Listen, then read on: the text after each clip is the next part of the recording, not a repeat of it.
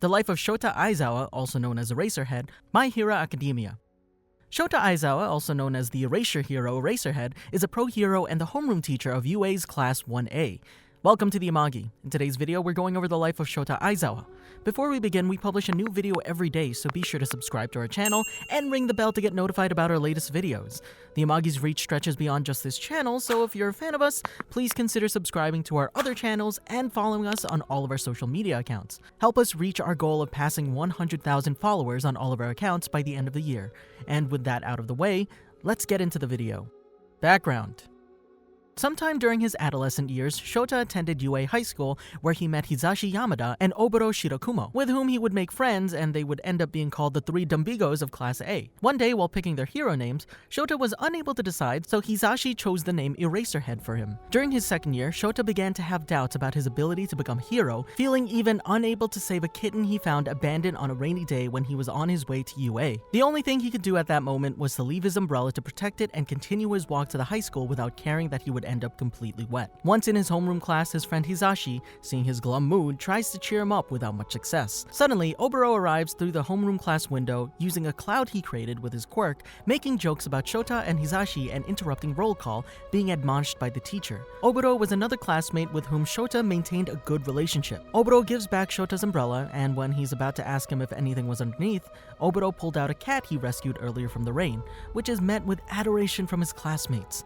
Shota realized that it's the same kitten he left under his umbrella. After finishing the roll call, the homeroom teacher reminded the students soon to participate in their hero work studies, putting special emphasis on Shota, Oboro, and Hisashi since none of them had been assigned to an agency as of yet. After this, the whole Class 2A did joint practical exercises with Class 2B. In one of the exercises, Shota had problems with another student named Sensoji, who ridicules him for his uselessness and weak quirk before being separated by the teacher. The homeroom teacher knows that these problems are because Shota is not yet clear about his future as a hero. Later, on one of the rooftops of UA, Shota talked with Oboro and Hisashi about his personal doubts. Oboro advised him to specialize in the battler role because he believes that Shota's erasure can be useful in a fight. The next day, Shota and Oboro talked about how Hisashi finally got assigned to an agency. Namori appeared and informed them that her boss, His Purple Highness, was willing to accept them in his agency. Shota and Oboro accepted their offer and thus began their work studies at Purple Revolution Agency with Namori and His Purple Highness. One day while patrolling, Shota tried to stop a villain who had just made a robbery, but the criminal has a quirk that allows him to generate smoke, and he used it against Shota, blinding him and preventing him from using his erasure on him. His Purple Highness came to Shota's aid before he could get hurt, but the villain managed to escape. His Purple Highness criticized Shota not for not stopping the villain, but for acting like a hero with a gloomy face. Mr. Purple advised him that if he wants to be a hero, he must inspire confidence, and for that, he must trust his own power and smile. Back at the Purple Revolution Agency, Shota reflected on Mr. Purple's words. It was good advice, but it's impossible for him to smile if he doesn't do his job well as a hero, to which his friend Oboro reassured him just to keep smile even if you screw up. Then, when they talked about what he would do against the villain if he encounters him again, Oboro came up with the idea of lending Shota his goggles to protect his eyes from the villain's smoke. A few days later, while patrolling, they spotted the same villain again. This time, thanks to Oboro's goggles, Shota wasn't affected by the villain's quirk. Being able to use his erasure on him without problems, the robber villain tried to attack, but Oboro suddenly appeared and knocked him out with a blow of his quarterstaff. Shota and Oboro successfully immobilized the villain, and His Purple Highness and the bystanders praised them for their work. When the work studies period ended, they returned to UA, where they met with their colleague Hisashi, who pointed out to Shota that he wore the same type of goggles as Oboro, and Shota clarified that he lent them to protect his eyes. For some reason, this bothers Sensoji, who had a similar idea, wearing shades to prevent being blinded with his own quirk blast, and accused Shota of copying his idea. Shota preferred to ignore him. At ground beta, the homeroom teacher organized a battle royale in pairs. Shota and Oboro formed a team and end up facing Sensoji and Hisashi. However, the first, letting himself be carried away by his antipathy towards Shota, decided to face both of them alone. Using his quirk, Oboro manages to disorient Sensoji, allowing Shota to stand behind him and nullify his blast quirk with his erasure. Taking advantage of the situation, Oboro knocked down Sensoji with his quarterstaff, causing him to lose his shades. Sensoji wants to continue, but Shota stopped him, arguing that a 2-on-1 isn't a fair fight, and tried to return his shades to him. Sensoji can't stand the defeat and broke the shades before stomping out of the class. The homeroom teacher complimented Shota and Oboro for their teamwork and lectured Sensoji for his behavior. Later, Shota was hanging out with Oboro and Hisashi. Oboro talked about his plans for the future, in which the three of them, after graduating from UA and go independent, they should start their own hero office. Oboro explained that he and Hisashi would start the combat, something for which Shota is not suitable, but would be on the edge in battle thanks to his erasure, allowing him or Hisashi the final blow. Shota asked Oboro if what he said about him is just another way to say that he can't do anything on his own, but Oboro clarified he's suited to teamwork. Shota wasn't very convinced with Oboro's plan, which made both he and Hisashi tease him and his broody act. Nemuri showed up, and the conversation drifted to a topic that's none of Shota's business, so he decided to let his friends enjoy the moment while he contemplated the sky, feeling how things were changing. A week later, Shota, Oboro, and Nemuri have returned along with His Purple Highness to continue with the work studies. Shota is patrolling Tasumiya Ward with Oboro when they meet a group of nursery kids. Oboro creates a cloud to lend them a ride while Shota guides them and makes sure their group looks both ways before crossing. Oboro compliments Shota, saying he's a natural with kids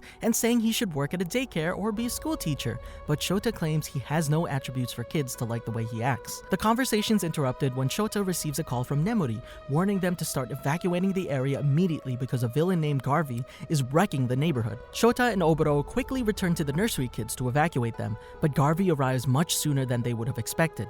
Mr. Purple appears and tries to buy them some time so that they can keep the children safe, but he's easily defeated by the villain thanks to his stock work. The attacks cause serious damage to a nearby building, which begins to crumble over the children. Oboro creates a cloud to protect them, saving their lives, but by doing so, he can't protect himself and ends up crushed by the rubble. Shota screams for Oboro with no response, causing the kids to cry. It starts to rain harder and harder. With Oboro and Mr. Purple defeated, only Shota Aizawa remains to protect the children from the villain. However, Shota doesn't know what to do to stop him. He starts to doubt himself until he hears Oboro's voice through his speaker, cheering him on. This gives him a boost of confidence to face the villain, being able to defeat him alone after an arduous battle where Oboro never stopped encouraging him through the communicator device. Shota is praised for defeating the villain alone, but he insists that Oboro cheered him on during the entire fight and wants him to get treated for his wounds as soon as they can. However, he notices that something's fishy when he sees Nemuri and Hisashi are grief-stricken, and Sensoji explains that he couldn't hear anything from the speaker since it's completely busted, telling him it was likely he was giving himself a pep talk and imagined it was Oboro. Shota brushes Sensoji's comment off and looks over the fallen rubble where Oboro was knocked out, only to find his friend in a body bag stained with blood, and finally realizes the terrible truth. Oboro Shirakumo is dead. The body is removed and the rain intensifies. After several minutes, Nemuri tells Shota and Hisashi to take cover. Hisashi thanks her for worrying about them, but replies the rain fits the mood they're in. While contemplating the area where Oboro died, Shota remembers all the moments he spent with him, and with Hisashi by his side, they mourn the loss of their friend. The death of Oboro greatly affected Shota, and until he graduated from UA, Shota intensified his solo training, barely interacting with his classmates. His teachers were a bit worried about him. Even though his grades were above average, the only thing he put effort into is battle training. They thought he had become too complacent for his own good, an opinion that was reinforced when, in a conversation with his homeroom teacher, he declared that he would start his own hero agency as soon as he graduates from UA High School. The teacher tried to convince him not to rush, but Shota replies that he wants to be an independent underground hero specializing in anti-villains combat. Once he graduated and acquired his diploma, Shota began his pro-hero career as Eraserhead that will lead him to obstacles, villains, and allies along the way. Vigilantes Beginnings Arc. About a year prior to starting his teaching career, Shota was a hero who got involved in police investigation about the Villain Factory, a criminal organization responsible for drug trafficking known as Trigger, and the sudden appearance of instant villains due to its consumption. Shota is involved in this case when he faced Knucklebuster, a vigilante who also investigated the Villain Factory on his own, but his methods of investigation were a bit violent to say the least, which is why Shota thinks he was a villain at first. After a short fight, both decide to collaborate together to defeat a group of instant villains that were attacking Koichi Haimawari and Kazuho Hanayama, two allies of Knucklebuster. After defeating them and putting him in police custody, Shota thanks Knuckleduster for his assistance but finds his actions to be dangerous. Knuckleduster believes that heroes need people like him so that the incident with the instant villains will not happen again. Shota finds it ridiculous that Knuckleduster believes his unlawful justice are crimes of conscience and finds him to be a troublesome old man. Days later, Kuin Hachisuka, one of the agents at the Villain Factory, causes an outbreak of instant villains when she used her quirk to inject several innocent people with Trigger. Shota and other heroes like All Might, Endeavor, Best Genus, Death Arms, Midnight, Ingenium, and more managed to stop the outbreak before it caused too much damage. Versus Queen Bee Arc. Weeks later, he's invited to participate in an event at the Marukane department store. Although he agreed to go, he doesn't really want to participate, so he's very happy when on his way to Marukane, he hears citizens nearby screaming that a villain has appeared. Upon arriving at the place of origin of the yells, Shota meets Teruo Unagisawa, a monstrous eel-like villain. Not without some difficulties, Shota manages to defeat him, although he finds Teruo's body strange because he had trouble moving and seemed uncoordinated. While resting after the fight, Shota notices a bee with a syringe plunged into Teruo. He smacks it away with his bonds and notices how it was sucking something. Later, he's interrogated by Naomasa, one of the detectives in charge of the Trigger's investigation, about the instant villain situation. Shota tells him that he doesn't think Teruo is an instant villain and he didn't see any injector on him. However, he tells him he did see a bee on the villain. Naomasa mentions that many civilians mentioned getting stung by a bee during the mass outbreak of instant villains. Osaka Incident Arc. Days later, at the next Narufest, Nemuri Kayama is surprised to meet Shota there. He responds that he's on duty and stops by for lunch. Naomasa arrives to talk about a new villain that's begun appearing throughout the city. He tells them that Teruo had been arrested before, however between his first and second arrests, his body was drastically bioengineered. Naomasa tells Eraserhead and Midnight that he believes there's an organization behind the distribution of Trigger that's also administering to others and altering them to be able to withstand greater amounts of the drug, as had happened with Teruo. Shota says that the organization must have some greater goal in mind, because by themselves, their instant villains and next level villains couldn't do much and were more like disposable pawns. Naomasa agrees and says that's why he had come, to ask for Shota's help in the matter. At first, Shota isn't very sure about participating because acting as a detective is not his thing, but Nemuri Kayama convinces him to help the police. In this way, Shota collaborates with the police. For this reason, while investigating, he has a confrontation with Jiro and Ichiro Hota, two minor dealers. After defeating them and clarifying that he's not a policeman and that he only wants information, the Hota brothers take Aizawa to their store to continue the conversation. The brothers tell him that the trigger that's been distributed by Naruhata in recent months is an adulterated version with dire side effects, and they tell Shota everything they know about the adulterated trigger. After this meeting, the brothers become, to their dismay, confidants and informants of Eraserhead, so that he can find out any news or rumors about Trigger appearing in the Naruhata black market. Also, Shota decides to use their store as an improvised base of operations, which frustrates the brothers. Sky Egg Arc. Shota continues to collaborate with the police force, with Naomasa informing him of each new discovery and the last activities of the villain factory. Shota ends up bumping into Koichi, one of Knuckle Duster's companions whom he helped months ago. Likewise, Koichi becomes a kind of ally and gives him a USB with important data that he obtained in his vigilantism patrols. Shota gives this USB to Naomasa, who, thanks to this and other information that the police obtained from other sources, allows him to locate the main laboratories of the villain factory in Onomura Pharmacore. Naomasa decides to organize a police operation to assault Onomura, and during the days he's organizing the operation, he paired Shota with Fat Gum and Monica, with the mission of investigating people connected to the company. Finally, after several days, Naomasa has everything organized to carry out the raid. Eraserhead and Fat Gum will help the police in case they have to face serious threats. With everything ready, on the same day that Captain Celebrity's farewell show is being held at the Tokyo Sky Egg, the police forces assault Onomura's main building. The assault forces advance towards the secret laboratories with hardly any problems or resistance. However, once there, they run into Number 6, a main agent of the villain factory, surrounded by a group of creatures known as bombers. Before Shota or anyone else can stop him, Number 6 activates a device that self-detonates several bombers, destroying the laboratory. Number 6 and 5 bombers escape the place and go to the Tokyo Sky Egg in order to assassinate Captain Celebrity. Fortunately, Shota and his allies manage to survive the explosion thanks to Fat Gum, and along with Naomasa, flies quickly by helicopter to the Tokyo Sky Egg. There, he uses his quirk to help the heroes who are fighting the bombers, and also asks Naomasa to call All Might to come help. Thanks to this, All Might arrives in time to save everyone after Number 6 succeeds in getting the building to collapse by causing one of the bombers to self-destruct. After the attack, while the security forces and volunteers help the affected, Shota meets Toshinori Yagi for the first time in person, without even knowing yet that he's All Might. School Days Arc.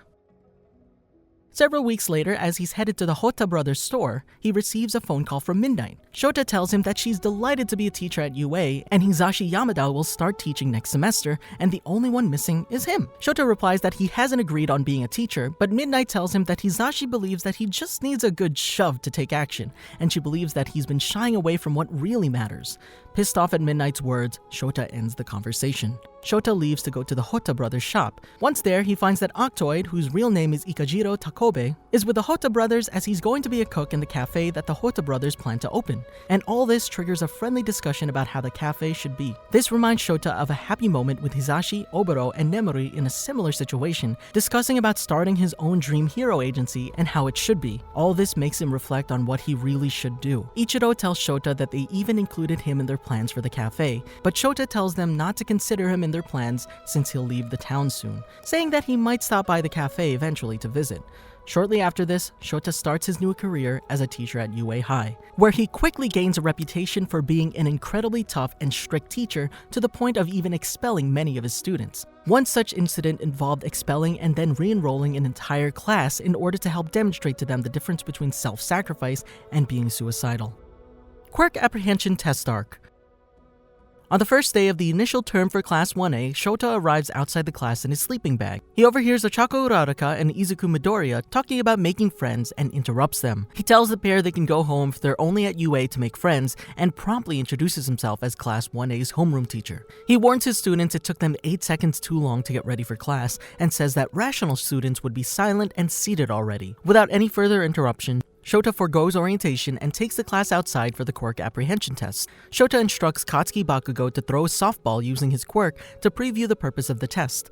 The students get excited to use their quirks, but Shota warns them that the test is to gauge the student's potential, and the student who comes in last has none and will be expelled immediately. He monitors the student as they go through each test in order to assess their room for growth. During the ball throw exercise, Shota immediately stops Izuku from breaking himself by erasing his quirk before he can throw the ball. A stunned Izuku recognizes his goggles and reveals to the class that Shota is the pro hero Eraserhead. Shota claims that the judges shouldn't have let Izuku enroll at UA because of his lack of control over his own quirk and would just be incapacitated again after just saving one person. He tells Izuku that he can't become a hero and instructs him to take his final throw. Shota ponders whether Izuku will break himself or give up, but to his surprise, Izuku channels his quirk into his finger and throws the ball over 700 meters. Izuku turns to his teacher and tells him that he can still move and belongs at UA. Shota is deeply impressed and responds with a wide grin. Following the conclusion of the fitness tests, Shota reveals the rankings to the class. Although Izuku comes in last place, Shota chooses not to expel him and instead tells the class he was lying. He writes it off as a logical deception to make sure each student did their best. As he leaves, Shota is confronted by All Might. All Might claims Shota was always planning to send someone home because Shota's file in the teaching directory revealed he expelled his entire class before. Shota admits that Izuku doesn't have zero potential, but he can sense a connection between Izuku and All Might. U.S.J. Arc. Once the news about All Might becoming a teacher at UA breaks out, the media surrounds the entrance of the high school looking for a scoop. Shota confronts them himself, telling them to stop disturbing his students because All Might isn't on campus. He returns to homeroom and informs Class 1A that he has reviewed the results of combat training. First, he tells Katsuki that he's talented and not to sulk over his loss childishly so he doesn't waste his potential. Then he tells Izuku to work harder to gain control over his quirk because it can be useful if he gets a grip on it. Moving on to their next order of business, Shota tells the students they need to elect a class president. Tenya Ida suggests that the class hold an election and Shota tells them to have it done by the time he finishes his nap. Following the voting, Shota announces that Izuku is the president and Momo Yaoyorozu will be the deputy. After lunch, Izuku nominates Tenya for the job. Shota tells them to stop wasting time because he really doesn't care who the president is. He announces to the class that he, All Might, and another instructor will host rescue training for the students at another facility. He tells them to get ready but also to be mindful of their costumes. They take a bus to the unforeseen simulation joint where 13 greets the class. He asks 13 where All Might is and she replies that he used up all his power and needs to rest before joining them. Moments later, Shota feels an ominous presence as supervillains teleport inside the facility using a warp hole. He commands the students to stay back and remain together and tells 13 to protect them. The students are confused by the villains' arrival, so Shota makes it clear that they're real villains. He asks Denki Kaminari to use his quirk to try and contact the school's main campus. Although Izuku expresses his doubts in his teacher's ability to fight all the villains alone, Eraserhead reassures the young man he has some tricks up his sleeve before he leaps into battle. The villain firing squad takes aim at Shota, but he uses his quirk to erase their powers and then knocks them out using his capturing weapon. The other villains soon recognize him as Eraserhead and reveal his quirk. One of them uses his mutant quirk to attack and is confident that Shota won't be able to erase it. Shota admits that he can't erase mutant quirks and instead subdues the villain using his restraining bonds. While fighting off the remaining villain, Shota notices Kurogiri got past him but can't pursue him until he deals with the other criminals. Continuing his brawl in the central plaza, Eraserhead is confronted by Tomura Shigaraki. He figures Tomura is the League of Villains leader and manages to land an elbow strike. However, Tomura finds the weak point in Shota's erasures and manages to decay his elbow. Shota punches Tomura away and backs away before he realizes the monstrous villain Nomu behind him. Nomu crushes Shota with its overwhelming strength. He tries to erase Nomu's quirk but realizes he has super strength without the need of one. Tomura eventually notices the students and attacks Tsuyu. Despite Nomu breaking many of Shota's bones, the teacher manages to erase Tomura's quirk and saves Tsuyu from being disintegrated, as Tomura compliments his will. Nomu smashes Shota's head into the ground to subdue Shota, knocking him out. All Might arrives before the beast can kill him and saves him. All Might gives Shota's unconscious body to the students and they carry him back to the entrance. When the battle against the League of Villains concludes, Shota is taken to be treated for his injuries by Recovery Girl and his condition worries the students. UA Sports Festival Arc. The 2 days after the League of Villains assault, school resumes at UA. Much to the surprise of his students, Shota returns to class covered in bandages. He tells them that his well-being is irrelevant and that their battle isn't over yet. Afraid of possibly facing more villains, the class questions what Shota means. He replies that their fight is not over because the UA Sports Festival is approaching. Many pro heroes will be in attendance and the students must keep training and make the best of their time in the upcoming sports festival. Present Mike is able to convince Shota to commentate alongside him for the first year stage of the festival. When he asks Shota what competitors should look out for to start the obstacle race, Shota replies they need to watch the doorway. Shoto Todoroki freezes one of the giant robots at the first obstacle. Shota comments that his actions was both offensive and defensive. For the first leg of the race, all the pack leaders are from Class 1A. Shota explains it's because his students have learned not to hesitate. The fear they felt facing real villains has helped them grow. They all know that they must act quickly if they want to stay alive. Present Mike mentions it's difficult for heroes to get popular without a flashy quirk. Shota replies that he doesn't know what Hizashi means and calls him an idiot. Once the students reach the final obstacle, Shota tells Hizashi to calm down after he gets overzealous explaining the final obstacle. Izuku manages to clear the final leg of the race instantly, prompting Present Mike to ask Shota what he's teaching them. Shota replies it's nothing to him. His students are powered by their own drive to succeed. Just as the cavalry battle is about to begin, Hizashi wakes up Shota in preparation for the battle royale. Shota notices some very unexpected student combinations. Towards the end of the round, Team Bakugo battles Team Monoma. Shota comments that although Nato Monoma had a good strategy, there was one thing they didn't consider. Katsuki defeats Team Monoma by taking the remaining points. Team Monoma forgot to consider Katsuki's overwhelming tenacity. There is a break between the second round and the finals. Present Mike asks Shota to join him for lunch, but Shota takes a nap instead, as usual. Everyone is surprised that the girls from Class 1A are dressed as cheerleaders for the recreational games. During Izuku's match with Hitoshi Shinso, Shota talks about how the entrance exam isn't rational because students with a powerful quirk like Hitoshi's get left out. He also ponders to himself about how Izuku would likely defeat Hitoshi in a fight without their quirks. Shota and Present Mike continue to announce the remaining matches. In the final match between Shoto and Katsuki, Shota notes that Katsuki's aptitude for combat is becoming more obvious with every battle. He also says that Shoto isn't fighting poorly, he's simply lost his spark since fighting Izuku. Once the sports festival concludes, Shota meets his students back in their homeroom. They can take the next 2 days off from school to recuperate, and he'll organize the offers from pro heroes for them after the break. Versus Hero Killer Arc. Classes resume at UA High School 2 days after the sports festival. Shota returns to teach his homeroom class absent of his bandages. Tsuyu notes his healed injuries and he confirms Recovery Girl went overboard on his treatment. He announces that the class will be on Hero Informatics, worrying some of the students. Then he reveals that the students will need to formulate their hero names, much to their excitement.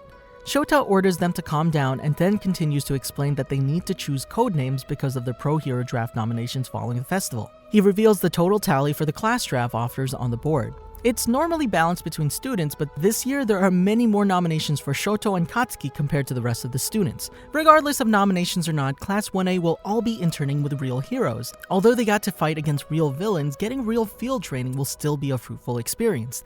They'll also need code names for their internship. Midnight arrives to help evaluate the students' choice for the hero names. Shota explains that a hero's name represents them and is used to project their desired image. While Midnight helps the students, Shota takes a nap in his sleeping bag. In the staff room sometime after school, Shota looks over a few draft forms for those students who have already chose where they want to intern. He's surprised to see that Tenya has chosen to intern in Hosu City and nowhere else, figuring that he must have gotten better offers. Once the first day of the internships arrive, Shota meets Class 1A at the train station where he instructs them to mind their manners with the heroes and reminds them to be responsible for their costumes. While working with Present Mike in the staff room, they're both fairly annoyed by All Might's ringtone when he receives a call from Gran Torino. Shota even thinks to himself that All Might can't possibly be serious. Following the end of the internships, Shota mentions during class that summer vacation is approaching and Class 1A will be training at a lodge in the forest. The students are very excited about this news, but whoever doesn't pass the final exams at the end of the term will have to serve in remedial school instead. Final Exams Arc. 1 week prior to the end of the term, Shota reminds his class to prepare both their minds and their bodies for the written and practical portions of the final exams. Shota oversees the written exams and meets with his class at the practical exam area after. Shota and several other teachers remind the students that it's possible to fail the practical. Some of the students have gathered information and know what to expect from the final. However, Nezu pops out of Shota's scarf and declares that the practical exam is being changed for various reasons. Students will now work in pairs to defeat one of the teachers before them. The pairs and opponents were already chosen by Shota. All of the matchups between student pairs and teachers are revealed in order. The students must either capture the teachers using handcuffs or run away by getting through a designated escape gate within 30 minutes. This is to simulate situations where heroes must choose to fight or run to get help. Shota believes Izuku, Shoto, and Tenya know full well about needing to run and get help because of their interaction with the hero killer. Each teacher wears ultra-compressed weights to give the students a handicap. Shota tells everyone it's time to begin, and whoever's waiting to fight can watch in the monitoring room or strategize with their partners. Eraserhead portrays the role of a villain in the practical battle against Shoto and Momo. He finds them with their guard down and takes them by surprise by hanging by his scarf from telephone cables. He takes their quirks from them and tells them to prioritize evasion. Shoto orders Momo to run for the gate while he swings and misses at his opponent. Unimpressed with Shoto's plan, Eraserhead swiftly binds him using the capture weapon and suspends him in midair from the cables. Shoto claims he can free himself at any moment, so Eraserhead responds by throwing caltrops beneath him and warning him to watch where he lands. Before departing to chase Momo, Eraserhead takes the time to tell Shoto his plan places too much burden on himself. He says it was nice of Shoto to be considerate of the girl, but they should have talked it over more first. Traveling along the telephone cables, Eraserhead uses his restraining bonds to move quickly through the replica city. He catches up to Momo before long and tries to restrain her, but he's unable to keep her quirk erased, and so she escapes. Despite getting free, she runs back towards Shoto rather than towards the escape gate. Eraserhead knows Momo lost her confidence after the sports festival, and by comparing herself to Shoto, she deems him the better student and doubts her own instincts and abilities. He would like to help her get her confidence back, but that isn't his job at the moment, and continues chasing her. Momo reaches Shoto, but Eraserhead isn't far behind her. Shoto takes his teacher's advice and encourages Momo to form a plan. When Eraserhead reaches them, Momo stuns him with a flurry of flash grenades. She frees Shoto and tells him that she has a plan to pass the exam. Excited to see his student's redemption, Eraserhead wipes his eyes and smirks at his opponents. Due to his injuries from fighting Nomu, Eraserhead can't use his quirk for as long and has to rest more between erasures. He commends Momo for noticing that and planning her attack accordingly. They both run away to put distance between them and Eraserhead. They're not fast enough to escape him, but Eraserhead is unable to keep their quirks erased. This allows Shoto to block his visibility completely by using his biggest move, Heaven-Piercing Ice Wall. Eraserhead's impressed that they took advantage of his weakness and waited for the right moment. While his students strategize behind the ice, Eraserhead remains in place to watch their approach because the escape gate is behind him. He recalls Momo telling Shoto about her plan to win and admits he's excited to see it. Momo and Shoto run from behind the ice covered in cloaks. Eraserhead can't erase their quirks if they're disguised, but attacks anyway because it's a disadvantage for them as well. He restrains them with his scarf, but their upper bodies turn out to be just mannequins. Momo uses a hidden catapult to send bundled up restraining bonds at Eraserhead. Then Shoto shoots out his flames to heat them up. Momo tells Eraserhead the bonds are made from nitinol alloy, which is a metal with shape memory. When heated, it returns to its bundled shape in an instant and ties up Eraserhead. After the battle, Momo and Shoto discuss how smoothly her plan went. Momo admits she missed the catapult trigger and Eraserhead could have stopped them. She claims that perhaps he allowed them to win. Eraserhead explains that while Momo was revealed, he backed off because Shoto was still cloaked and could have frozen him. Eraserhead is handcuffed by his students, and Team Todoroki and Yaoyorozu passed their final exam. The following day, Shota announces to his class that some didn't pass their practical exam. Despite those who failed, Shota reveals that everyone is still going to a training camp in the woods.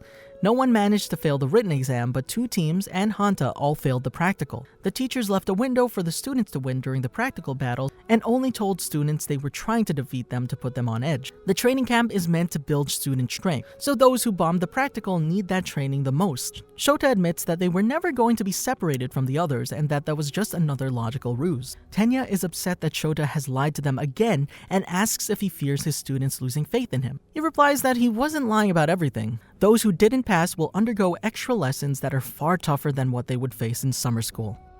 Forest Training Camp Arc. Prior to summer break, Shota and Vlad King discuss the upcoming training regimen for their students and review each of their quirks. They're interrupted by Denki, Minoru, and Izuku, who ask for permission to use the school pool. Shota confirms that UA grants them permission and dismisses them. When their allotted pool time ends, Shota kicks all of Class 1A out of the pool and tells them to go home. Summer break begins and Shota meets with Class 1A outside UA High School. He informs them that, unlike other students, they won't rest during the break and they'll train hard instead. Shota and his students board their bus and head to the training camp in the woods. While on their way, Shota tries to inform the students that they won't stop in an hour, but they're all fooling around and not paying him any mind. Shot allows their behavior to slide because he knows this will be their only time to mess around. The bus stops an hour later at the top of a mountain. Shota announces there's no point in stopping the bus without reason and introduces the students to the Wild Wild Pussycat members, Mandalay and Pixie Bob. Once the students realize they have to travel to the base of the mountain on their own, Shota informs them that the training camp has already begun. Pixie Bob tosses the students into Beast's Forest, and Mandalay challenges them to reach camp in 3 hours' time. Mandalay questions Shota's intended training schedule for the students because of its intensity. Shota explains that he's trying to get an entire term's worth of training into the students so they can gain provisional hero licenses and defend themselves against villains. The students don't make it back to camp for several more hours. Shota instructs them to bathe and eat before going to sleep. The next day, Shota makes an example of Katsuki by having him toss another ball using his quirk. Katsuki only manages to throw it 4 meters farther than he did during the fitness tests. Shota explains that although the students have grown on mental and technical levels, their quirks haven't improved at all. The training camp will emphasize expanding the students' quirks. Shota says it'll be so hard the students will feel like they're dying, and he encourages them to stay alive. Class 1B arrives sometime later and Vlad King introduces them to the quirk training. While Shota and Vlad King discuss the extra lessons curriculum, Mandalay sends out a telepathic message about an attack on the training camp. Shota rushes out of the building, worried about the costs of a full-scale attack. Distracted, Shota doesn't notice Dabi standing outside and is suddenly ambushed by a blast of blue flames. Shota narrowly evades the attack and uses his scarf to hang from the building's roof. He erases Dabi's quirk and uses the capturing weapon to pin him down. Shota breaks Dabi's arm while interrogating him to find out the villain's numbers and motives. Some of the students arrive at the facility and distract Shota, allowing Dabi to break free. Shota tries to restrain him again, but Dabi turns out to be a clone. As the clone disintegrates into a puddle, Dabi threatens the safety of the students. Shota rushes into the forest and happens upon Izuku. Izuku is heavily injured from combat with one of the villains. Izuku asks Shota to look after Kota Izumi because he needs to give Mandalay a message immediately. Thanks to Dabi's message, Shota knows that the students are the targets of the attack. He grants the students permission to engage the villains and defend themselves using their training. He worries about Izuku and his students, pleading for them not to let their journeys end on this night. Shota and Kota eventually reach the facility. Shota soon defeats a second double of Dabi and entrusts Kota's safety to Sekijiro Kan. The Class 1A students want to fight, but Shota prevents them from doing so since they don't have enough information on the villains. Shota heads towards the front lines. Along the way, he helps rescue a few Class 1B students. The attack of the Vanguard Action Squad ends and the training camp comes to an abrupt ending. One day later, Shota and Sekijiro are questioned by the police force regarding the events that transpired at the training camp. Hideout Raid Arc. Nezu, Shota, and Sekijiro appear in UA's public apology broadcast. However, the apology and their safety measures are still criticized by society. Shota tells the reporters that he decided to let the students fight due to not knowing the full situation in order to prevent the worst possible situation from happening, and as a result, no students were killed, which would have been the worst possible outcome in his opinion. Nezu states that the situation would have been much worse if Tetsu and Itsuka Kendo didn't defeat Mustard. Nezu also says that they're seeing to the well-being of their students and have not seen any signs of emotional trauma. The reporter asks the principal if UA had already failed in securing the students' well-being due to not checking Katsuki's mental instability and his villain-like performance during the sports festival. Remaining calm even under pressure, Shota answers that out of all the students, Katsuki was the one who showed that his conviction to be the hero was the strongest, and believes the villains to be foolish if they think they can turn Katsuki into a villain. Nezu backs up Shota by saying that they're working with the police force to investigate Katsuki's whereabouts and promises to retrieve him. After the broadcast, Shota, Nezu, and Sekijiro watch All Might fight against All for One. After All Might's victory and return to UA, Nezu announces his plan to transition UA to a boarding school as a means to mitigate the safety issues and asks for Shota's cooperation. Shota and Toshinori visit the homes of Class 1A. During the visit to Kyoka's home, Kyo Tokujiro is not too happy with UA's safety measures and has doubts in UA's ability to protect her if she were to relocate to UA's dormitories. Shota acknowledges that UA has been a bit negligent in its duties to safeguard its students and vows to correct this safety issue, as well as promising to make Kyoka into a fine hero. Kyoka tells Shota to relax as her father has already agreed to allow her to relocate to UA's dormitories. During the visit to Katsuki's home, Mitsuki Bakugo is more than happy to allow her son to relocate to UA's dormitories. She's confident in UA because Shota sees her son for who he is instead of what he can do. She also reasons that her son, even though she was worried, returned home safe and sound from his captors thanks to the pro-heroes, which is why she's confident in UA's ability to safeguard and raise her son. After leaving the Bakugo household, Shota decides to visit the other Class 1A families by himself while Toshinori goes to visit Izuku. Provisional Hero License Exam Arc. 10 days before the beginning of the second semester, Shota is glad that everyone arrived safely. He tells Class 1A that at the training camp they were supposed to get their provisional hero licenses, but due to the League of Villains attack, they didn't. Shota is disappointed that some of them tried to act like they had their licenses. Shota calls out Shoto, Eijiro, Izuku, Momo, and Tenya. Shota tells them that he knows that they were present at the site of Katsuki's rescue and took it upon themselves to rescue him. The rest of Class 1A are shocked and surprised that they actually went to rescue Katsuki. He also knows that the rest of Class 1A except Katsuki, Toru, and Kyoka also knew about their plan to rescue Katsuki.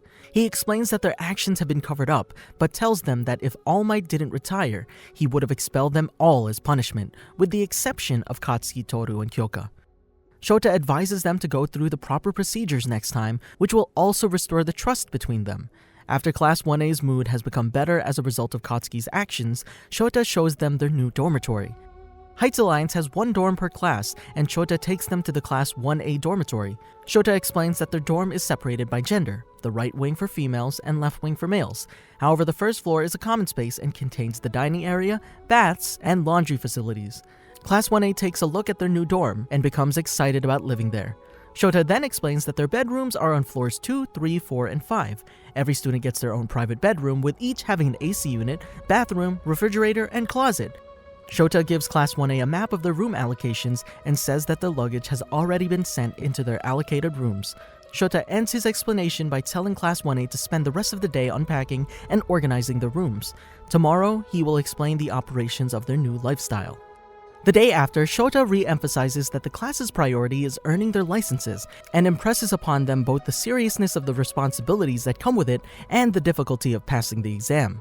With that said, the class begins training by fighting against ectoplasm clones. All Might appears at the entrance of the gym. Shota tells him he should focus on recovering, but All Might replies that it's his job as a teacher to oversee the training of his students. He gives out advice to the students to help them develop their special moves. Shota wonders why the sudden interest in helping students until he looks on a book sticking out of All Might's pocket, titled "Even Dummies Can Be Teachers, Easy Education Theory." Shota is stunned.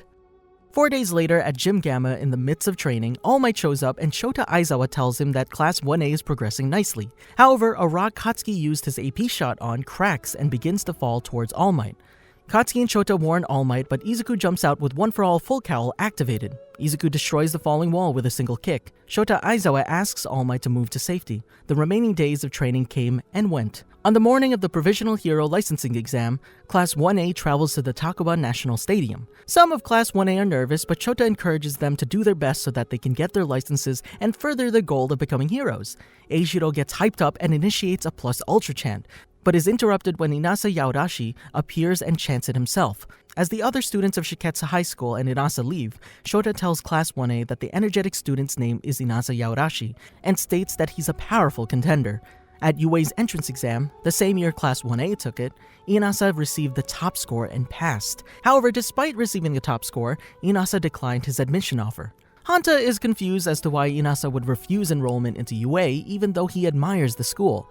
Shota replies that while Inasa can be awkward, his strength is great and warns Class 1A to be careful. Suddenly, a female hero approaches Shota and states that it's been a long time since they've seen each other, although Shota seems upset about her presence.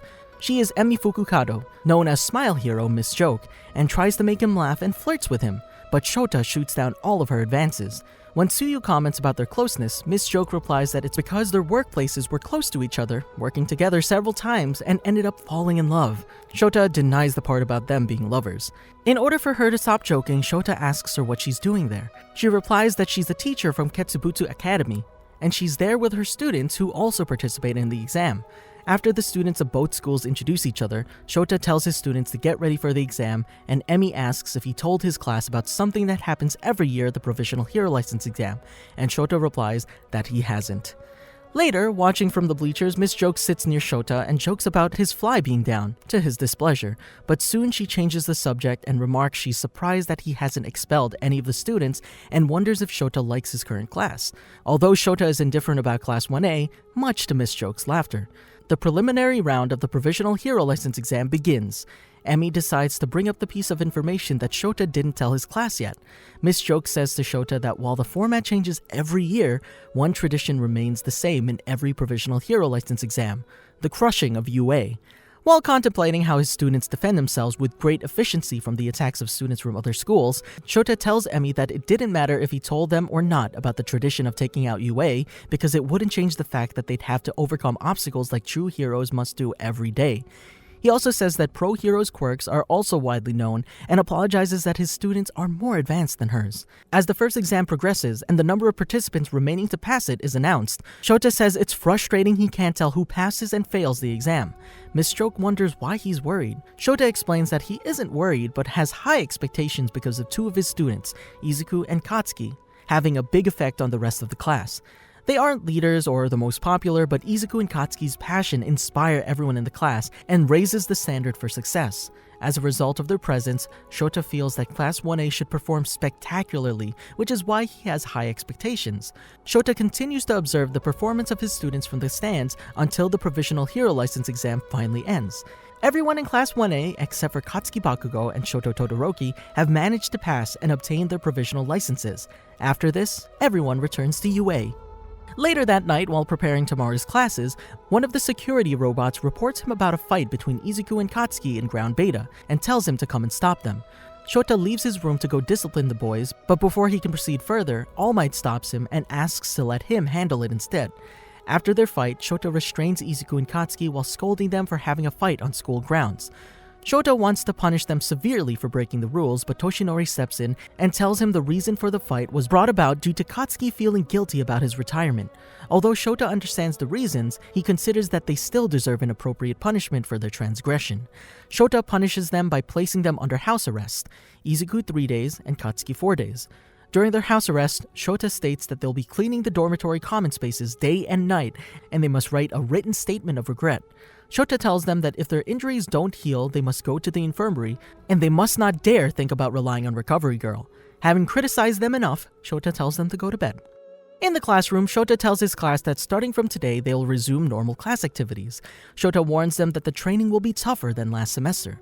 Tsuyu asks him to tell the class more about the hero work studies.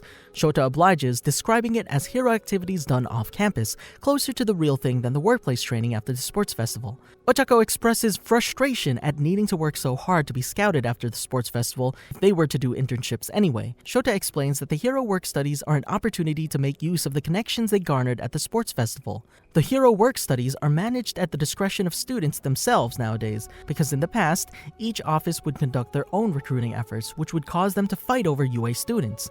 Since most of them have provisional hero licenses, Class 1A can now participate in formal, longer-term activities. Shota tells Class 1A that they'll be expected to write about their experiences, but he'll explain it at a later time. Shota says that they'll learn more details later and introduces Present Mic to teach the first period, English. Shota also instructs his students not to share any information to Izuku or Katsuki until their punishments are over. Shie Hassaikai Arc. 3 days later, just when Izuku's house arrest ends and he can return to class, Shota decides to properly talk about the hero work studies. He brings in 3 third-year students who have experience with work studies and rank among the top of all UA: Mirio Togata, Tamaki Amajiki, and Nejire Hado, known as the Big Three. Shota asks the 3 students to introduce themselves, but each one acts in a disconcerting and bizarre way, only managing to confuse the students of Class 1A, who wonder if they're really the best in UA. Shota sees that UA's Big Three lacks rationality. Mirio Togata tells him not to worry as he's the star performer today. Mirio steps in and tries to break the ice with a joke, but no one in Class 1A understands his joke. Mirio insists that the best way for the first-year students to learn about work studies is to fight him, much to Class 1A's surprise.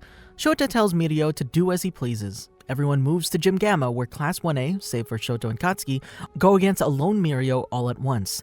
Class 1A students attack Mirio, but he, skillfully using a combination of his quirk and technique, defeats half of Class 1A within a few minutes. Shota tells Class 1A to take this great opportunity and learn from it because, as he knows it, Mirio Togata is the closest man to becoming the #1 hero, which includes the pro heroes as well, which shocks the rest of Class 1A. Shoto is astonished and surprised at the level of great strength Mirio Togata has displayed. Shota Aizawa asks Shoto why he's not fighting, and the student replies it's because he didn't earn a provisional hero license and feels that he doesn't have the right to engage Mirio in combat. Meanwhile, the fight continues. Mirio defeats them all without any problems. While Class 1A recovers, Mirio states that the reason he wanted to fight Class 1A is to show the experience he gained from the hero work studies. Mirio was able to transform his quirk and reach the top. Class 1A begins to see the hero work studies are different from the field training they went through. Next day, Shota tells Class 1A that the majority of teachers have voted against the hero work studies and have called it off. This news saddens Class 1A. However, Shota says that the first years will be allowed to have hero internships with offices that have a good track record. Izuku, Ochako, Tsuyu, Eijiro, and Fumikage are the only students who decide to participate. Weeks later, Shota is invited to a meeting regarding the Shie Hassaikai in Sir Night-Eye's offices. Sir Night-Eye reveals that he called for this meeting to share information as well as to discuss how to proceed in dealing with an organization named Shie Hassaikai. Thanks to the information all the heroes provided him with, Sir Night-Eye was able to make substantial progress with his investigation. They had recently discovered that Shie Hassaikai had contacted the League of Villains, although apparently a dispute between the two groups broke out. Continuing to explain about the latest movement of Shie Hassaikai, the criminal organization had been selling illegal drugs for economic benefits. However, the most alarming thing is that a band faced by the Fat Gum group used a bullet that contained a drug that breaks quirks. Tamaki was shot with one of these bullets and couldn't use his quirk for a while, but thankfully Tamaki was able to naturally recover. Shota Aizawa explains that Tamaki's quirk injury is different from his erasure, as he doesn't attack quirks. Shota explains that a quirk is born after a human's body structure is specially altered by plus alpha-ing it. The plus alpha in the quirk is called the quirk factor. Shota explains that his erasure momentarily halts the activation of the quirk factor, which allows him to cancel other people's quirks. His erasure can't damage the quirk factor. Sir Night-Eye explains that Kai Chisaki, the leader of the Shie Hassaikai, has a quirk called Overhaul. Kai's quirk gives him the ability to disassemble and reassemble objects. He also explains that Chisaki has a daughter, Eri. She had no birth certificate and details about her are unknown. Sir Night-Eye explains that Kai is probably using his daughter to make those quirk-destroying bullets, which disgusts everyone. After discussing the matter further and clarifying that the objective will be to rescue the girl, Sir Night-Eye ends the meeting. With the meeting over, Izuku and Mirio explain to their classmates what occurred between them and Chisaki and Eri. Shota spots his Class 1A students and talks to them about originally suspending their hero works since the League of Villains is involved. However, knowing that if he tries to stop Izuku, he would go to rescue Eri. Shota gives Izuku and the others permission to take part in Eri's rescue operation. After several days of waiting, the police and hero operation is finally organized to raid the Shie Hassaikai headquarters to rescue Eri and arrest Overhaul. Shota is part of the main assault group led by Sir Night-Eye. At 8:30 a.m., the heroes and police force are outside the Shie Hassaikai headquarters and commence the operation. Suddenly, they're attacked by Rikiya Katsukame, but Ryukyu's group decide to take care of him while the rest enter the mansion. The heroes are defeating and arresting the subordinates who try to stop them until they reach a room that connects with the underground routes that the Yakuza uses to escape. Sir Night-Eye's group head down towards the basement but are surprised to see a wall that Overhaul created with his quirk to block them. The heroes destroy the wall, but at a moment, Mimic, general manager of Shie Hassaikai, uses his quirk mimicry to alter the walls and manipulate the underground labyrinth. Fatgum asks Shota to disable Mimic's quirk, but Shota is unable to since he can't see Mimic's body. Mirio decides to go on ahead and phases through the walls, while Mimic causes the floor to open up beneath the heroes, causing the heroes to fall down a single floor where 3 members of the Shie Hassaikai are waiting for them. Tamaki declares to the rescue team that they'll take care of the Yakuza, while the rest must keep up with the raid. To help him a little, Shota uses his erasure to nullify the quirks of the 8 bullets and leaves Tabe unconscious. Leaving Tamaki behind to take care of the Yakuza, the group continues to advance along the underground route. After a while, Shota Aizawa is concerned that Mimic hasn't made a single move against them yet. As he feared, Mimic attacks them again with a piece of manipulated wall, although this time he directs his attack specifically against Shota, trying to separate him from the group by throwing him into another room where more members of the Shie Hassaikai are waiting for him. However, Fatgum shoves Shota out of the way because the heroes need him, with Fatgum ending up in another room. Shota Aizawa is annoyed that he can't see Mimic's real body. Suddenly, the walls open up. Izuku charges forward, but Shota stops him. Izuku and Shota find themselves separated from Sir Night-Eye's group. Sir Night-Eye and a group of police force officers are concealed in one space, Izuku and Shota in another, and Rocklock, a hero who had been with them since the mission began, in his own space. Rocklock is attacked by Himiko Toga, and hearing his cry, Deku destroys the wall that separates them. Izuku and Shota see Rocklock on the ground and another Rocklock near him. Rocklock tells them that an imposter appeared and tried to attack them. Shota goes to check on the imposter and quickly realizes that it's a trap. He quickly uses his erasure on the other Rocklock when he's ready to stab Deku, revealing that he's actually Himiko Toga in disguise. Shota uses his capture weapon on Himiko, but she quickly avoids being captured, stabbing Shota in the back in the process. Fortunately, the wound isn't serious, but Himiko manages to escape. Shota berates himself for being careless and not thinking there would be any casualties, and is surprised that Tomura Shigaraki and his League of Villains would side with Kai Chisaki. Himiko and Twice start their bad-mouthing of the Yakuza, Shie Hassaikai, and its members, which enrages Mimic, causing him to start manipulating the maze in a chaotic fashion. His yells of rage are heard by Shota and Deku, and the latter manages to discern Mimic's location. Izuku activates One for All Full Cowl and smashes the ceiling, revealing the real Mimic. Shota immediately uses his erasure to disable Joy's mimicry, and Sir Night-Eye throws his hyperdensity seals into Mimic's face, which knocks him out. Having dealt with and defeated Joy Irinaka, the heroes and police force decide on their next course of action. Rocklock tells them to leave the League of Villains to the police force while Sir Night-Eye, Izuku, and Shota go ahead and rescue Eri. With Mimic defeated, the underground labyrinth can no longer be modified. The 3 arrive at Mirio, Overhaul, and Eri's location. Once the 3 arrive at the location, Shota tells Sir Night-Eye to secure Eri and help Mirio while he and Deku face Kai. The leader of the Shie Hassaikai tries using his quirk but to no avail, as Shota has disabled it with his quirk. Cornered with nowhere to run, a distressed Chisaki yells at Chronostasis. Shota notices something approaching them and pushes Izuku aside. Shota's shoulder is struck by a minute hand that's emanating from Chronostasis' head. Shota is forced to blink due to the cut from Chronostasis, which allows Chisaki to use his quirk again, deconstructing and rebuilding the room in which they're in, stalling Izuku and Shota. While Deku and Sir Night-Eye fight Overhaul, Shota is taken by Chronostasis to an isolated room, where he's blindfolded. Shota tries moving, but the villain explains to him that it's useless because he's injured him with his quirk, causing him to move slower than a snail. Shota has been hit by the 1 hour hand, so his movements will be slowed for an hour. Chronostasis tells him that the reason he keeps him alive is due to Kai Chisaki's interest in quirk erasing powers, like Shota's erasure. Chronostasis becomes worried that Overhaul might be defeated. Thinking that the finished product and serum is more important than Shota Aizawa's quirk, he prepares to execute him. Fortunately, he's saved by Tamaki Amajiki when he turns his hand into a swordfish and pierces Hari's hand. Tamaki is accompanied by several policemen who arrest Kurono. Tsuyu Asui appears from behind and asks Tamaki to come with her to the surface. She also carries Shota. Once up, they discover that Izuku had managed to defeat Kai Chisaki with Eri's help. Suddenly after the victory, Eri's quirk starts going out of control, which is about to kill Deku. With the help of Tsuyu, Shota uses his erasure on Eri to deactivate her quirk and save Izuku. The police raid ends successfully. The Shie Hassaikai is dismantled and all its members arrested. Eri is rescued, and the police confiscate Overhaul's experiments, including the quirk-destroying drug as well as the serum. However, many of the heroes who participated in the operation were injured in the clashes, some seriously, so they were taken to the nearest university hospital. Shota got 10 stitches due to Himiko's stab, but fortunately his wound is nothing serious. He goes to check Izuku, who's also fine. While walking through the hallway, Shota apologizes to him for not being with him during the critical moments of the battle before going on to explain the conditions of the heroes. although with different severity. No one has life-threatening injuries and they'll all recover in time. However, Shota explains that Eri still hasn't woken up. Also, she's currently in quarantine because her quirk is too dangerous, and she can't control it properly, so he tells Izuku that they can't rely on Eri's quirk. They meet All Might, Night Eye's sidekicks, and Recovery Girl, and a surgeon gives them the bad news. The wounds that Sir Night Eye suffered during the fight against Kai prove to be too serious, and unfortunately there's nothing they can do for him. Everyone goes to Sir Night Eye's room, and soon Mirio Togata joins them. In his last moments, Sir Night Eye says goodbye to everyone. Sir Night Eye passes away peacefully after telling everyone to keep smiling, as society needs smiles and laughs to bring about a brighter future.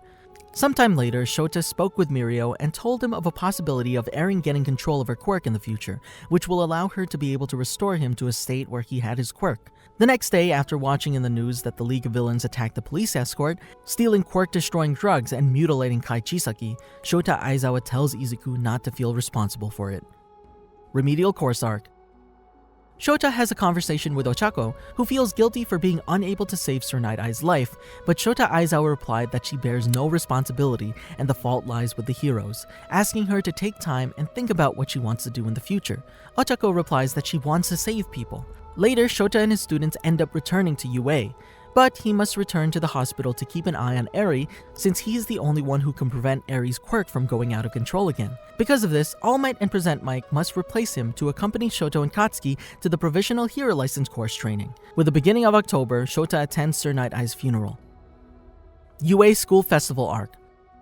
In Class 1A, Shota announces that UA will be having a school festival and explains that the school festival is sponsored by the other departments such as the General Department. However, Shota points out that part of the festival will be within UA and tells Class 1A to pick out a program to perform at the school festival. Before class ends, Shota tells Class 1A to make a decision by tomorrow, otherwise the class will be doing a public lecture. Shota tells Izuku that Eri has requested to see him and Mirio. The two boys visit Eri in the hospital, rejoicing that she's well, but from the conversation they have, they realize that Eri is unable to smile. Then Izuku has an idea and asks Shota if Eri can come to the school festival. Shota agrees with the idea and phones Nezu to get his approval. Days later, while students in Class 1A practice for their performance at the school festival, they're visited by Eri and Mirio. Shota Aizawa states that they received permission from Nezu to bring Eri to the school festival, although he recommends that they first take the girl to visit the school so that she gradually gets used to the festive atmosphere. When it's the day of the school festival, Shota and Mirio bring Eri back to UA. The girl is a little nervous about everything. Before the dance begins, the three go to visit Class 1A, where they're told that Izuku wasn't there at the time, and that he'd left UA to run errands for some reason and was taking longer than he should. Fortunately, Izuku arrives on time. Class 1A's performance goes without incident, and Izuku's plan is successful, since Eri is able to smile again. After the dance, Shota, Deku, Mirio, and others accompany Eri to enjoy the rest of the festival's events until it ends, and she must return to the hospital. Pro Hero Arc. As November comes to a close at UA in the lounge, Shota reveals to Izuku, Eijiro, Ochako, and Tsuyu that Eri will be looked after by UA. Shota states that the decision for UA to look after her is because she doesn't have anyone who can take care of her, and he's the only one who can prevent her quirk from going out of control again. Mirio will also be helping him to take care of Eri and welcomes Class 1A to visit her once in a while since they'll all be busy. Then Shota tells his students to return to the dormitories as they'll have visitors, which turns out to be the Pussycats. After the hero billboard charts JP, the city is attacked by a special Nomu, as it's much more powerful than all seen so far and capable of reasoning. At UA, Shota, along with other teachers, watches a report of the Nomu attack and is horrified as it shows Endeavor being overwhelmed by the Nomu's attack. Shota finds Shoto watching the report with his friends, worried about his father and encouraging him to keep fighting. Endeavor stands up victorious and Shoto collapses to his knees, relieved his father is still alive. Shota stands over him as he prayed for his father. Dabi appears before Endeavor and Hawks, and Shota comments on his actions. 3 days later, after Endeavor leaves the hospital, Shota accompanies Shoto to his home when he's granted permission to leave school grounds and be with his family. Fuyumi invites Shota to come in too, but he respectfully declines. Joint Training Arc. As Izuku and Toshinori are walking down the hallway, they run into Shota and Hitoshi walking out of a room. He comments on Izuku and Toshinori's close relationship and tells Toshinori to calm down when he acts flustered. He then tells Izuku to suit up as they have a busy day ahead. When he arrives at Ground Gamma, he uses his capturing weapon to choke Nato in the middle of a rant and announces that Hitoshi is trying to join the hero department and will be joining their exercise. Shota asks Hitoshi to introduce himself to the other students and helps Vlad King explain the rules of the joint training battle. Shota watches silently during Hitoshi's first battle of the exercise. After the first battle ends, Shota asks his students to state what they've learned during the exercise. When Hitoshi expresses his frustration about the difficulties with the capturing weapon, Shota reassures Hitoshi by pointing out that it took him 6 years to master the weapon, and tells him to use his feelings as motivation in the next battle. He then advises the rest of the team about how to improve for the future. When Kaminari and several other Class 1A students protest Vlad's biased commentary during the start of the fourth battle, Shota tells them to stop, reminding them that their losses would be serious in the real world, and that the Class 1B students have had better tactics. After Class 1A's victory in the fourth battle, Shota complimented his students on their teamwork, then rejoined Toshinori, Midnight, and Vlad to watch the final battle. As the final battle of the exercise progresses, Shota watches with shock as a strange black substance appears from Izuku's arm. Once the crisis is averted, Shota asks that the battle be allowed to continue despite Vlad's protests, as the students still want to fight. While watching the fight between Izuku and Hitoshi, Shota expresses confusion when Izuku uses Black Whip properly for the first time and comments when it disappears. After the end of the battle, Hitoshi once again laments his performance and asks if this was his exam, to which Shota avoids the question and announces the assessments. He asks Izuku about his outburst during the battle and compliments Ochako's growth. When Hitoshi continues to berate himself, Shota briefly chokes him with his weapon and reminds him that the other students went through a lot of training to achieve their skills, telling him to focus on improving himself. Shota announces that Hitoshi has passed his test. The next day, Shota presents his case for Hitoshi's transfer to the other faculty members and earns Nezu's approval. After the meeting, as they're walking down the hall, Present Mike notes the similarities between Hitoshi and Shota in his younger years. Shota requests that if he wants to say something, he should keep it short, as Shota has somewhere to be. Present Mike evades the question, saying he's just reminiscing. Later, Shota meets Eri, Neito, Izuku, and Mirio outside of the teacher dorms, and explains he wants Neito to copy Eri's rewind quirk. Deku and Mirio are with her, since Shota didn't want to leave Eri alone with Neito, in case his eccentric personality could affect her mental health negatively. Neito attempts to copy Eri's quirk. He grows the horn that's required for its usage, but says that he's incapable of using the quirk itself because it's an accumulation type quirk. Neito apologizes for not being able to help more, but Shota thanks him for trying. Shota explains to Mirio and Izuku that as Eri doesn't understand how to properly use her quirk, he hoped that Neito's copy quirk would help her and make it easier for her to learn it as well. Eri feels sad and apologizes for causing everyone trouble, saying everyone would be better off if she didn't have her ability, but Izuku encourages her and tells her he's sure that she'll learn to control her powers to help others. Eri says that she'll try her best after all. My Hero Academia: Heroes Rising. During the fall, Shota Aizawa informed the Class 1A students that they'll participate in the Hero Work Recommendation Program, a new program sponsored by the Hero Public Safety Commission to help with their training after everyone obtained their provisional licenses. He explains that they'll perform heroes' duties on Nabu Island, a remote place in southern Japan, acting as their own UA agency without the aid of any teacher, although their work would involve mostly minor deeds due to the island's relatively low crime rate. Weeks go by, and shortly after winter begins, Class 1A is sent to Nabu Island. At UA, All Might worries about whether they'll be okay. Shota assures Toshinori that he shouldn't be concerned, as Nabu Island is a quiet place where there have been no incidents involving villains in the past 30 years, and the students should be relatively safe from any significant threats. Unfortunately, his words prove wrong as the island is attacked by the villain 9 and his gang, although the students manage to defeat him and send an SOS. Shortly after Class 1A emerged victorious over the threat, a field force of professional heroes and the military arrived on Nabu Island. Shota is one of the heroes who arrived to the island to help his students and provide first aid. After several weeks helping with the repairs, everyone returns to UA. Paranormal Liberation War Arc. Winter break ends and students return to UA High School. After Tenya greets his classmates in the classroom and tells everyone to head to Ground Alpha, Shota comes in and tells everyone to get moving, where Mina greets him a Happy New Year. Then the loudspeaker informs him to go to the faculty office. Once there, he and Present Mike are informed of an important discovery about the villain Kurogiri that agitates them and makes them leave the school to go to Tartarus. Once in prison, Shota and Hizashi meet with Naomasa and Gran Torino, who remind them that Nomu are created by modifying human bodies, but their hearts and brains are all twisted, so they're not considered living beings, but mere puppets. At least that's what they initially believed, Gran Torino adds. Shota tells Gran Torino to get to the point, to which Naomasa tells him that saying this is necessary to prepare themselves mentally. The four enter Kurogiri's cell. The old hero and detective explain that they interrogated Kurogiri several times, but never obtained any relevant information about the League of Villains. However, upon studying him, they discovered relevant data. Kurogiri's quirk is in fact a culmination of multiple quirk factors combined into something new, and the root factor bears a striking resemblance to a quirk used by an old friend of the two pro heroes. With this, they conclude that Kurogiri is a Nomu created with the corpse of Shota and Hisashi's friend Oboro Shirakumo. Naomasa and Gran Torino explain that they failed trying to obtain information from Kurogiri, but they hope that due to their friendship with Oboro, both Hisashi and Shota can awaken the consciousness of their former friend from Kurogiri. Shota says that if they think they can save him through their bonds, they're getting their hopes up. Gran Torino replies that with a strong enough basis, miracles can be possible.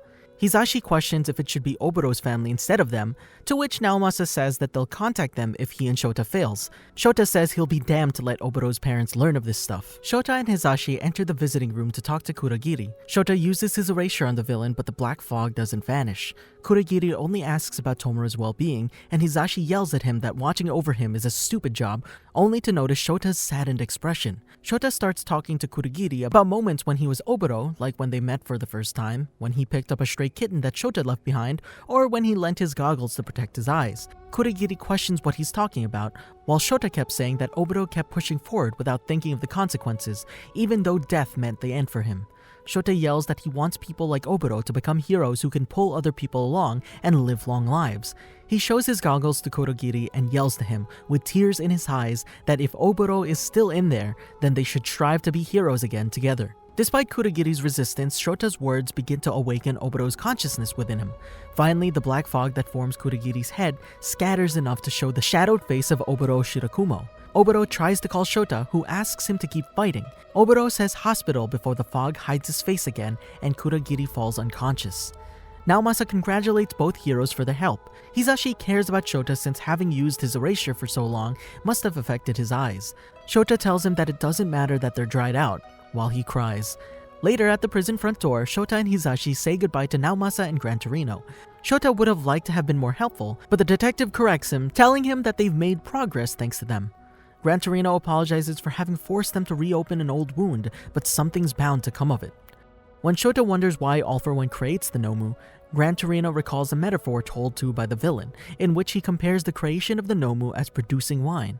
Once in the teacher's dorms at Heights Alliance, Shota and Present Mike dejectedly talk about recent events. Shota expresses his distrust of the Hero Public Safety Commission, suggesting that they must know something's up due to their insistence on students participating in work studies, something Hisashi agrees with.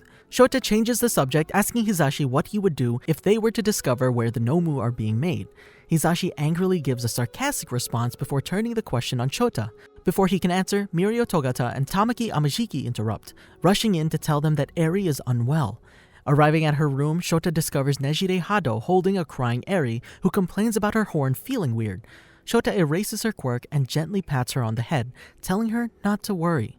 At night, Shota finds All Might sitting outside, asking him what he's doing, to which All Might says he isn't doing much. He asks about Eri, to which Shota tells him she's asleep and he'll start training her this week. All Might offers his help, to which Shota appreciates. He then asks what's bothering All Might, to which he says that while he has decided to live, he can't help but feel powerless when he sees how much they've developed. Shota tells him that's because he bore the title of Symbol of Peace for so long. It's hard for him to accept that there are so many other things he can do for the students, such as being there for them and to keep being the person he knows he is. All Might accepts the advice while asking what Shota wanted, to which he tells him that Naomasa sent a message to him asking for him to delay his meeting with Stain. Several months pass until it's the end of March. It turns out that the word hospital they got from Oboro turned out to be an essential clue in the investigation carried out by the Hero Public Safety Commission, who have Hawks infiltrate the Paranormal Liberation Front, the new villain organization that emerged from the union of the League of Villains and the Meta Liberation Army. For several months, Hawks leaks essential information about the PLF to the Commission: hideouts, members, plans, strength, structure, etc., and most importantly, the location of its leader, Tomura Shigaraki, in the Jaku General Hospital. Therefore, the Commission organized a large force of pro-heroes to take down the Paranormal Liberation Front. The day before the raid was set to commence, Shota and Eri, who are accompanied by Izuku, Otako, and Tsuyu, are approached by Mirio with Tamaki, who reveals he learned about the plans for the raid from Bubble Girl. He wants to be of help to everyone, and knowing about the progress Eri has made mastering her quirk, asks if she can use it on him to restore his quirk. Shota allows her to do so, and Eri happily accepts because it's the reason she's wanted to control it in the first place. It's a success, and Mirio gets his quirk back. On the big day, Shota joins the team of heroes led by Endeavor in charge of storming the hospital. The raid of the Jaku General Hospital begins, and the heroes quickly encounter Dr. Garaki in the corridors of the hospital. Kyudai is aghast at the unexpected appearance of the heroes and tries to flee, but Shota stumbles him with his capturing quirk and uses his erasure on him, proving Kyudai has a longevity quirk. Shota ties up Kyudai with his binding weapon and declares that this is revenge for everyone the doctors messed with. Suddenly, several Nomu tear through the floor and kill Kyudai, who turns out not to be the real doctor but a clone created with Double. The real Kyudai Garaki is in his secret lab and releases a horde of Nomu to fight the heroes as he tries to wake up Tomura from his stasis. The hospital soon becomes a battlefield, with heroes and creatures fighting through hospital wards and corridors, although some heroes like Mirko and Crust manage to go ahead and storm the laboratory, where they have to face several high-end Nomu. After getting rid of minor Nomu, Shota, Present Mic, and Endeavor run to the laboratory to assist them in battle, while the rest of the heroes are in charge of defeating the rest of the creatures and evacuating the civilian hospital. First, they meet Crust and 3 more heroes fighting against a high-end Nomu that blocks the entrance to the lab. Shota uses his erasure to cancel the Nomu's quirk and remove him from the entrance so they can enter the lab and help Mirko against 3 other high-ends. The woman high-end takes notice of Eraserhead's quirk and avoids his gaze, as Eraserhead wonders if the high-end figured out his erasure. After getting far enough away from the heroes, Woman combines her liquefaction and rupture quirks to unleash multiple shots of liquid at the heroes, having to be protected by Crust and his shield quirk. During the confrontation, Mirko manages to damage the capsule in which Tomura is located before being injured and violently pushed back by one of the high-end. Despite her injuries, she yells at her allies to take down Kyudai, and they can't let Tomura awaken no matter what. The fight continues, and Shota continues to use his quirk to nullify the high-ends until reinforcements arrive. He remembers how Woman escaped his eyesight and is probably fighting Endeavor, and as much as he wants to go after it, he can't go deeper into the lab because he's currently holding 3 of them back. He yells to Xless and Present Mic to go on ahead of him. One high-end tries to stop them but is hit by a super move by Crust. Shota tells Present Mic that he's counting on him as he makes his way through the lab. With his voice quirk, Present Mic shatters Tomura's capsule completely before Dr. Garaki wakes him up, shortly after punching the door himself in retaliation for the damage he has done, especially to his friends. The reinforcements finally arrive and overwhelm the high-ends, declaring that they finally win. Despite having previously verified that his heart wasn't beating, Tomura Shigaraki awakens. Seeing the situation, he immediately uses his decay, which spreads rapidly. Izuku overhears the conversation and quickly realizes that Tomura has not only sensed him, but plans on coming towards him. Izuku is quick to leave the city in order to protect his friends and the civilians, being followed by Katsuki. Izuku then uses the private channel to explain to Endeavor and everyone who's listening that he is Tomura's target. Tomura catches up to Izuku and Katsuki, and before they can fight, Gran Torino appears and takes the boys away, while Ryukyu attacks Tomura. Shota emerges from the dust cloud to cancel Tomura's quirk, allowing Ryukyu to knock Tomura into the air. Shota asks himself why Deku and Katsuki are there, wondering if Tomura is after them. Thinking back to Crust and his friend Oboro Shirakumo, Shota understands that they had sacrificed their lives so that he can be there to face Tomura. He says out loud to Tomura that he won't allow him to lay a rotten finger on his students. Tomura simply replies to him how cool he is. Things get more complicated when Tomura unleashes the surviving Nomus, known as the Near High-Ends, which distract most of the remaining pro-heroes while Tomura uses the opportunity to get rid of Shota himself. He thinks to himself how he can't die because without him, there will be no one left to hold Tomura back, and that there's still so much he has to teach his students. Thinking about Izuku, Katsuki, and everyone else in Class 1A, plus Hitoshi. As he grabs the knife preparing to fight, he's surprised by the sudden reappearance of Izuku and Katsuki, halting Tomura.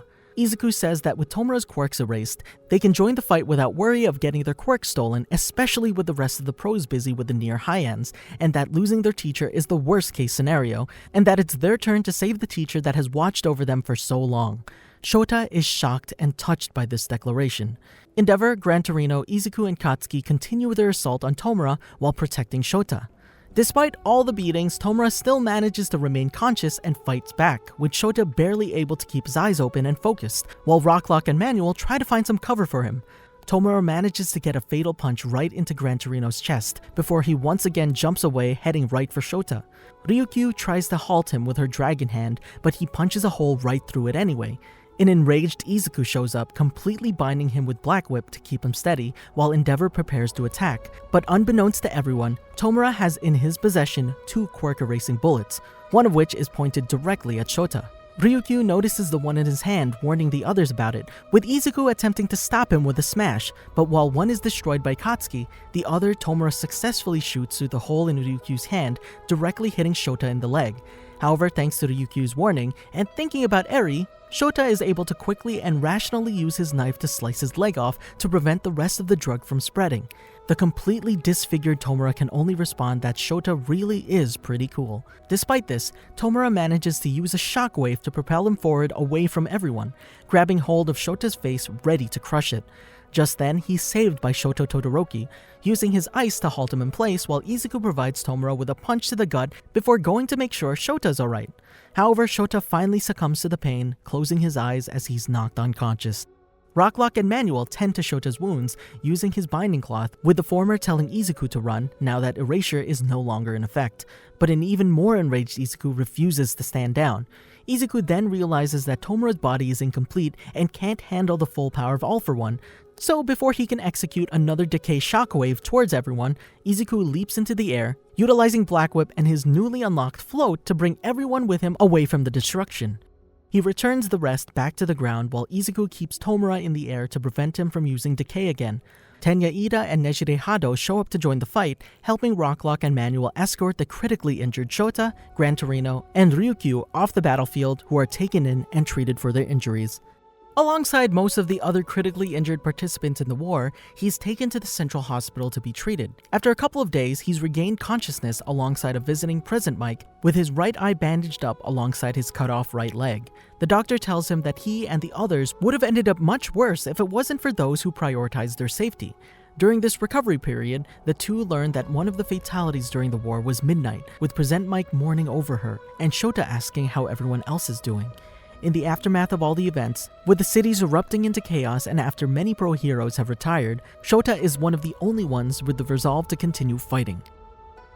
Did you enjoy our video? Be sure to check out these other great videos from the Amagi, and make sure to subscribe and ring the bell to get notified about our latest videos. I'm Adrian. Thanks for watching.